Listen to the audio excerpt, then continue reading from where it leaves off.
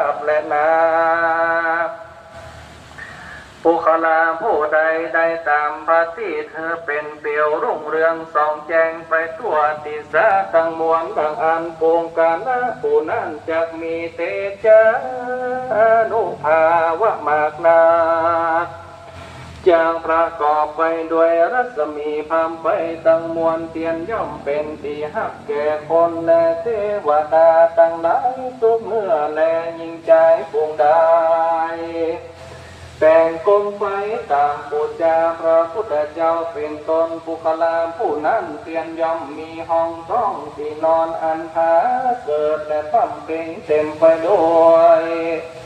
หมู่นางฟ้าตั้งหลายมากนักแน่ปุคลาผู้ใดได้ฟันเชือกกองไฟจักคืนตามปูจาเกี้ยวเจ้าตั้งสา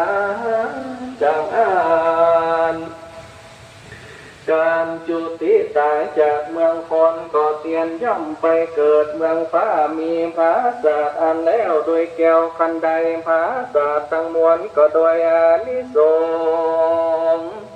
แห่งตนได้แป่งกลมไปบูชานันแลอันว่าปุคลาผู้ใดได้แป่งเสากลมไปดังอันว่าปุคลาผู้นั้นก็จะ